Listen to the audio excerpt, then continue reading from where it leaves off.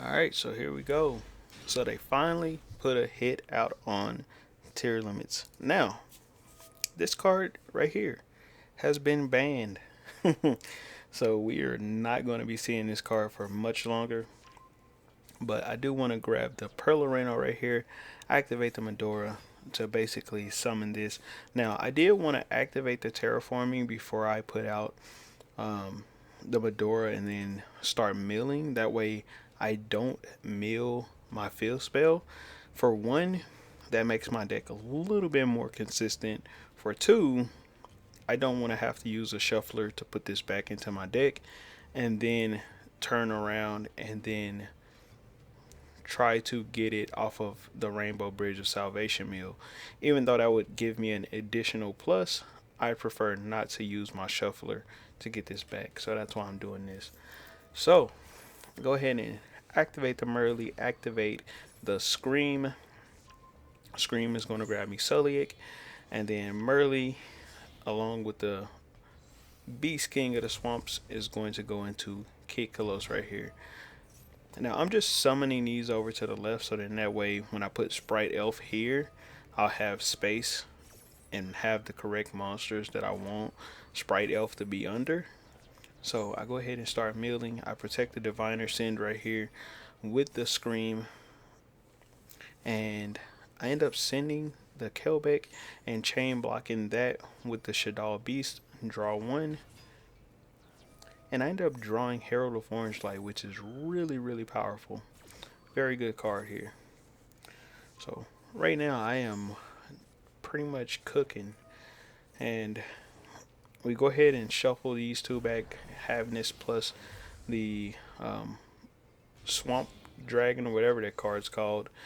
And we go into Rokalos. Then we're going to go into Baron de Flor. So we are cooking. Then I'm going to swap Kid Kalos out for Merly, milling an additional 5 plus 3, making 8 cards total here. And there we go. So we've successfully milled a lot of cards. 5 with the Kelbeck, 5 with the Elgato. So that's a total of 10 cards. Plus 3 with Scream. That's 3 more. Plus the Merly is another 3. Plus the Kid Kalos is another 5. And we're not done yet. We still got a lot more cooking to go. Still got a lot more cooking to go. We are deep milling through this deck. So I'm going to go into Millenniumize Restrict right here. And then these two into Sprite Elf, just like I said before. Activate the field spell. We're going to grab Havness. The reason I'm grabbing a Havness is so that way I can pitch Havness with the Gravekeeper's Trap. And then I just go ahead and shuffle back my 3 millers. Or the 3 millers, and then I grab the Elgato right here, right? So now Herald of Orange Light ifs is live. Because of the Elgato, we got Havness in our hand, so then that way we can interrupt our opponents. The field spell can pop a card on my opponent's field. A monster negate on the field or in the graveyard with Millenniumize Restrict. As long as my opponents activate an effect, I can activate this to stop and negate something, and it also grabs the card. We got a Baron de Flor, Omni Negate, Sprite Elf can revive a level 2. Pretty sure y'all know what that can do. And then we also got Real Close, which is special summon negate, and then my opponent's graveyard is turned off and they cannot special summon from the graveyard. If Exchange of Spirit is in my graveyard, is it in my graveyard? Let's see. It is not. So this card only can really allow me to pitch something, or if I guess the name of whatever card they're going to draw, then basically they would discard it. I am not really going to be trying to guess their card, but I am going to use this to pitch the Elgato so I can start milling, which will hit 5 cards. And then if I hit Exchange of Spirit, there will be an additional 5 cards. Then we also got Scream, so when a monster does get normal summoned, 3 cards get milled off the top of my deck. So then we also have a Medora Shuffler right here in my graveyard. And we also have Diviner in my graveyard, which I can bring back with Sprite Elf. So then that way, if I want to mill 10 cards, use the Diviner in case I don't hit Kelbeck and revive Diviner, sending the Kelbeck plus sending the Elgato with either Herald of Orange Light or the Gravekeeper's Trap will basically make an additional 10 card meal. And I got 17 cards left in my deck. How hard would it be to hit 2 Exchange of Spirits that are in my deck? Plus the Haviness can mill 3 if I choose to activate the Haviness when he activates a monster effect. We will see. And yeah, and then we also got Keldo in my graveyard for a shuffler as well. Let's see what my opponent's playing. So they are playing Sword Soul. Looks like we hit 1 evenly match. Most players only run 1 blackout, so that might be the only blackout that he does have. Yeah, so pretty good hits there. So we'll go ahead and pass turn over. First thing that's going to happen is this mandatory activated effect. Now I know that he has Ash Blossom in his hand. He is going to banish 10 cards. I'm going to activate the Gravekeeper's Trap right here. So then that way, this will do one of 2 things. Either my milling will start, so I will mill 5 cards from the deck, or he'll be forced to activate this Ash Blossom. Let's see what he chooses to do. I grab Kelbeck. Elgato activates. Of course, he does exactly what I wanted him to do, which was activate his Ash Blossom, which means now he's about to lose 15 cards out of his deck because he decided to activate Ash Blossom. How do he lose 15 cards out of his deck? Well, he gets a 5 card mill from the Elgato. I will chain Herald of Orange Light, milling an additional 5 with Kelbeck, hoping that I hit Exchange of Spirit. If I do with the Elgato mills, that's 5 mills from Elgato, and then I get to add 5 more mills to that if I hit Exchange of Spirit. If not, it'll just be 10 cards milled from his deck. Let's see if I hit it.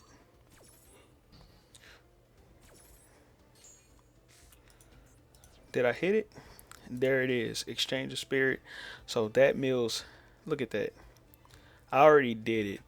It just shows as 1 full mill, but basically I milled 10 cards out of his deck because he was just at 17. So the simple fact that he activated Ash Blossom allowed me to activate Kelbeck to mill an additional 5 cards, which he was still going to get hit for 10 anyways, but now he's about to lose even more cards out of his deck. So yeah, so here we go. So there's the additional 5. So he has 2 cards left in his deck. 27 cards milled out of his deck. And looks like he does run more than 1 blackout. He runs 2 here, it looks like. Then he also has an evenly matched here. Does he have any more evenly matched in his graveyard? No. So potentially 1 more evenly matched or 2 in his graveyard, and then maybe 1 or 2 in his hand. We will find out. So I set a Suliak. And then I'm going to go into El Shadal Winda. Scream is going to activate, milling more cards. Now, this is kind of a misplay for me because I can't summon anything else beyond this card here. He is going to activate Arch Nemesis Protos, and basically by milling some cards from his graveyard or banishing some cards from his graveyard to summon Arch Nemesis Protos. That's his 1 special summon that he gets with the Winda.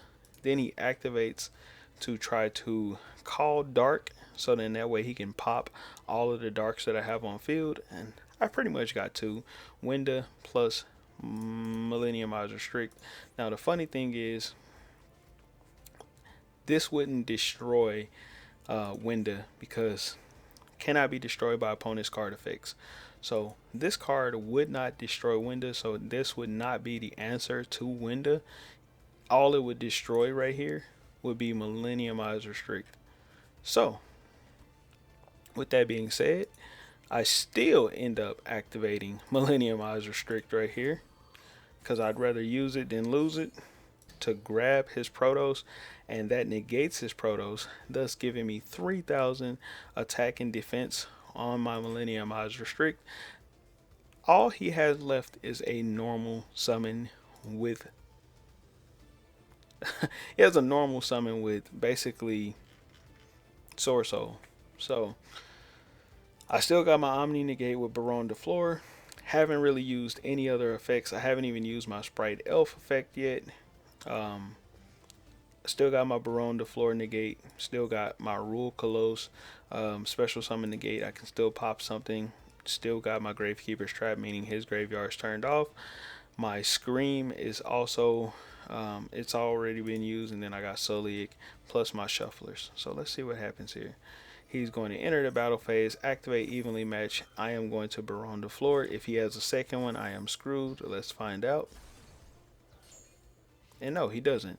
And here's the funniest thing. Even if he did have a second one, I would have allowed him to banish everything that I had on the field except Winda. I would have kept Winda on the field and he would not have been able to out Winda. I guarantee you, he would not have been able to out Winda. He would have had to play Sword Soul with two cards. Two cards. And basically he would have had to try to beat out my Winda by just being able to get one special summon. One special summon means he can get his token out, but he cannot get his monster's effect to activate. So basically, Sword Soul really cannot beat Winda. He can summon a monster, he could summon Moe, he could summon Taya, whatever the case may be. Once the token comes out, he can't make an additional summon beyond that. So he wouldn't be able to actually beat Winda unless he has another arch nemesis. And then at that point, if he had another one of these, the best he could really do is summon this out in attack position and then attack over my Winda and pray to God that he could beat me with no real resources here and just these last two cards. So if I end my turn, literally he would just have, or when he ends his turn, I end my turn, he would draw one card and then he has to basically try to come up with a win with what he has in hand and what's here. So he just scoops it up. GG's, my boy. That's how you absolutely cook. Now, this board was insane. I put together an insane board, layered all the way across with just a ton of effects, different types of effects too. Could he possibly beat this? Could anybody beat this? Of course it can be beat. If you got maybe lava golem, some kaijus or something like that, sure, you could probably beat this. Or if you got spear mode or something like that, yeah, sure, you could probably beat this pretty easily. But so GG's, my boy.